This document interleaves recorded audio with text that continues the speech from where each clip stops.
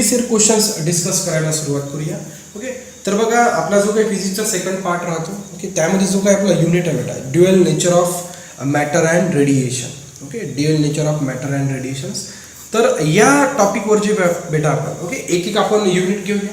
Unit wise बेटा आपण previous year questions discuss करण्याचा प्रयत्न करूया. आणि त्याही प्रिव्हियस इयर क्वेश्चन्समध्ये जे एकदम रिसेंट क्वेश्चन आहे, ठीक आहे, जसं की महाराष्ट्र सीईटी म्हणा, एखादा नीटचा क्वेश्चन म्हणा, जे एकदम रिसेंट 2018 2020, ओके, एकदम रिसेंट क्वेश्चन्स आपण डिस्कस करण्याचा प्रयत्न करूया. ओके, म्हणजे सर्वप्रथम आपण dual nature of matter and radiations या कंटेंटवर म्हणा किंवा या चॅप्टरवर जेवढे काही maximum number of previous year questions घेता येणार मला ते मी तुमच्यापुढं डिस्कस करण्याचा प्रयत्न करतो. ओके, तर बघा आता एक आपण क्वेश्चन डिस्कस करूया बेटा. रिसेंट क्वेश्चन आहे, 2018 MSTCETचा क्वेश्चन आहे. तर बघा सर्वप्रथम तो क्वेश्चन लिहून घेऊ आपण. काय बघा, question number first, MSTCET okay 2018ला आलेला क्वेश्चन आहे. बघा, the energy of an electron having de Broglie wavelength lambda okay is okay. त्यांनी आपल्याला ब्रॅकेटमध्ये दिला h इक्वल्स टू, तुम्हाला माहित पण आहे h is nothing but Planck's constant. Okay, and comma m is nothing but mass of electron. ठीक आहे, mass of electron. बघा MSTCET 2018ला आलेला क्वेश्चन्स आहे. त्याच्यामधला पहिला ऑप्शन आहे बेटा h/2 times m into lambda. B option आहे तुमच्याकडं h² divided by 2m into lambda square. C option तुमच्याकडे आहे h² डिवायडेड बाय 2m² आणि लॅमडा स्क्वेअर. आणि लास्ट डी ऑप्शन आहे h² 2m² इंटू लॅमडा. बघा बेटा, याचं सोल्युशन बेटा अतिशय इझिली आपण सोल्युशन फाइंड आउट करू शकतो. बघा सर्वप्रथम बेटा त्यांनी विचारलं काय, ही जर गोष्टी आपल्या लक्षात आलं तर सोल्युशन फाइंड आउट करणे काही मोठी गोष्ट नाही. जस्ट आपल्याकडे एक फॉर्म्युला आहे बेटा. ठीक आहे, बघा बेटा, the energy of an electron, they are asking to find the energy of an electron having the de Broglie wavelength. ठीक आहे, तो इलेक्ट्रॉन आहे बेटा, त्या इलेक्ट्रॉनला डी ब्रोगली वेवलेंथ. तर आपण असं कन्सिडर करू बेटा हा न्यूक्लियस आहे. ओके, आणि बेटा हा इलेक्ट्रॉन काय म्हणून राहिला बेटा, न्यूक्लियसवरती रिव्हॉल्व होऊन राहिला. ओके, आता बघा बेटा, तुमची एक गोष्ट नेहमी लक्षात असू द्या, इलेक्ट्रॉन बेटा ऑलवेज मोशनमध्ये राहतो. इलेक्ट्रॉन कसा राहतो बेटा, ऑलवेज मोशनमध्ये राहतो. इलेक्ट्रॉन आपण कधी रेस्टवर बघितलं आहे का? इलेक्ट्रॉन नेहमी काय होतो ना, एखादा न्यूक्लियस भोवती बेटा ओके त्या ऑर्बिटमध्ये पर्टिक्युलर ऑर्बिटमध्ये काय करतो इलेक्ट्रॉन रिव्हॉल्व होतो. मग इलेक्ट्रॉन रिव्हॉल्व होतं म्हणजे मोशन परफॉर्म करतं. ठीक आहे, तो सर्क्युलर मोशन परफॉर्म करतं. फक्त आपल्याला एक गोष्ट लक्षात घ्यायचं, इलेक्ट्रॉन मोशनमध्ये.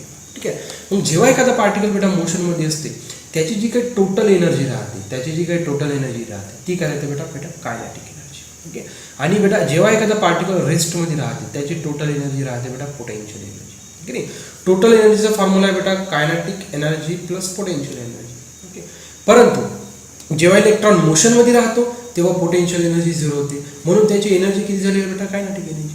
जेव्हा इलेक्ट्रॉन रेस्टमध्ये राहतो त्याची कायनेटिक एनर्जी 0 राहते, म्हणून टोटल एनर्जी किती राहते पोटेन्शियल एनर्जी. ओके, म्हणजे मोशनमध्ये टोटल एनर्जी कायनेटिक एनर्जी, रेस्टमध्ये total energy potential energy. Okay, आता they are asking to find the energy. त्यांनी काय विचारलं बेटा एनर्जी.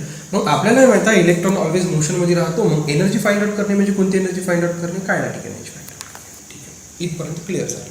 चला, काही हरकत नाही. ओके, म्हणजे एनर्जी फाइंड आउट करायची आहे म्हणजे आपल्याला कायनेटिक एनर्जी फाइंड आउट करायचं आहे. बघा बेटा, आपल्याकडे एक फॉर्म्युला बेटा lambda equals to h divided by square root of 2m into E suffix k.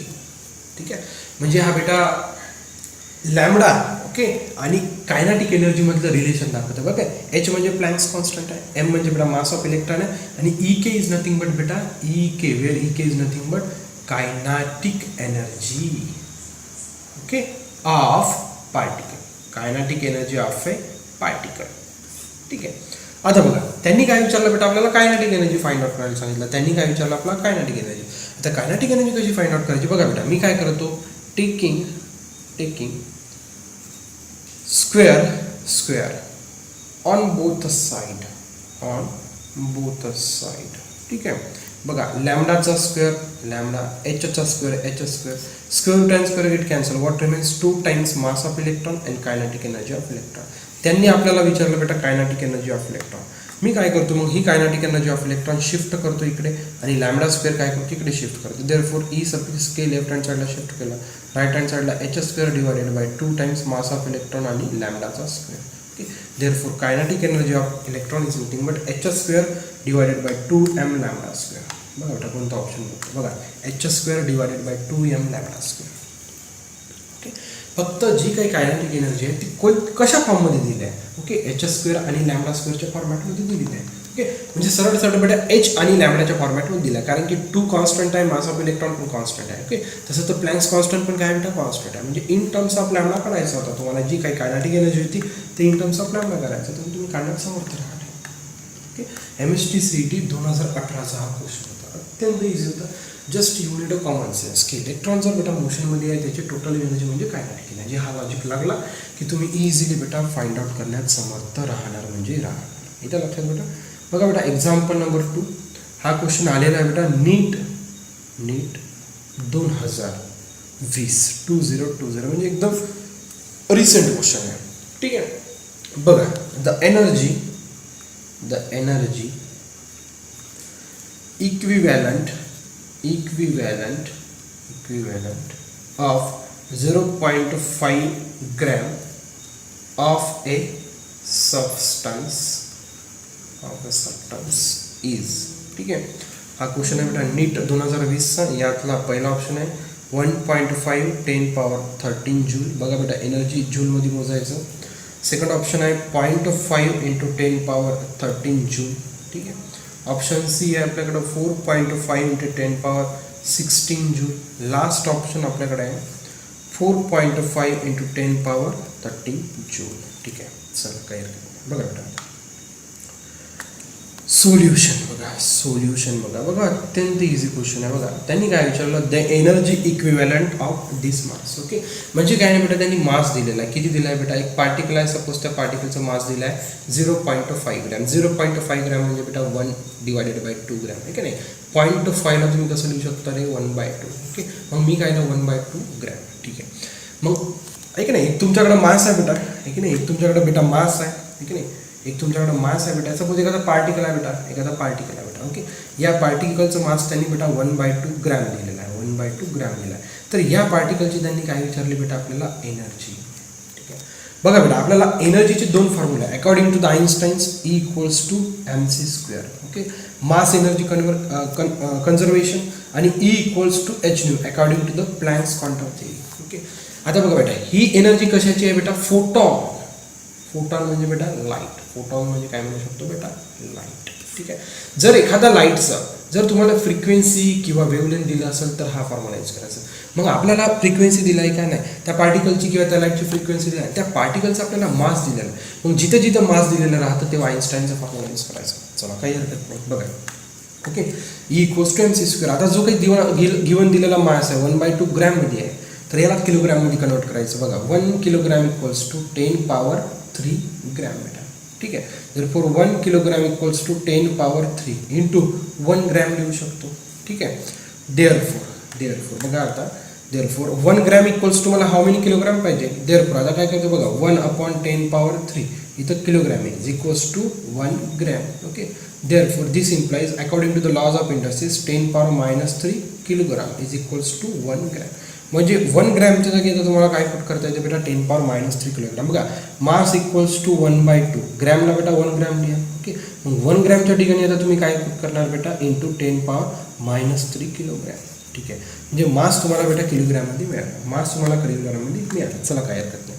आपला फॉर्म्युला काय बेटा, E = mc². ओके, मास मिळाला तुम्हाला किलोग्रॅममध्ये. C म्हणजे काय रे, velocity of light. Velocity of light. आता वेलॉसिटी ऑफ लाईटची तुम्हाला कॉन्स्टंट माहिती पाहिजे, 3 × 10 पॉवर 8 किलोमीटर पर सेकंड. ठीक आहे, therefore is equals to मास किती आहे रे 1/2 × 10 पॉवर -3 किलोग्रॅममध्ये. वेलॉसिटी ऑफ लाईट किती आहे बेटा 3 × 10 पॉवर 8. ठीक आहे, चला इथपर्यंत तुम्हाला कोणत्याच प्रकारचा बेटा प्रॉब्लेम असायला नको. चला ओके, 1 मिनिट. सीचा स्क्वेअर आहे बेटा इथं सीचा किती आहे रे बाबा, स्क्वेअर आहे ना, इकडे कन्फ्यूज नाही झालं पाहिजे. बघा बेटा therefore energy is equals to बघा 1/2 इंटू 10⁻³ ओके. आता इथं बघा बेटा A into B whole square laws of industries A square into B square formula लाव म्हणजे इथं 3 स्क्वेअर इंटू 10⁸ त्याचा whole square okay. Therefore energy is equals to 1/2 10⁻³ into 3चा स्क्वेअर बेटा 9 ओके आणि 8चा स्क्वेअर बेटा 16 म्हणजे आडवणीला 2 होते ना आहे की नाही. Laws of indices a power b into जर सी राहिलं तर a power b into c होते. चला देअरफॉर बघा आता 9 इथं 2 आहे बेटा 9/2 लिहितो 10⁻³ ॲज इट इज आणि 10⁻16 पण बेटा ॲज इट इज त्याला काही हरकत नाही. बघा आता बेटा 9/2 म्हणजे बेटा 4.5 इंटू 10⁻³ 10⁻16 10⁻13 एनर्जी कशात मोजतो रे आपण joule. Therefore energy is nothing but 4.5 10⁻13 joule. बघा बेटा तुम्हाला कोणता ऑप्शन दिसतो बघा बिलकुल दिसतो बेटा option number 4 will be the correct option 4.5 into 10⁻13 joule.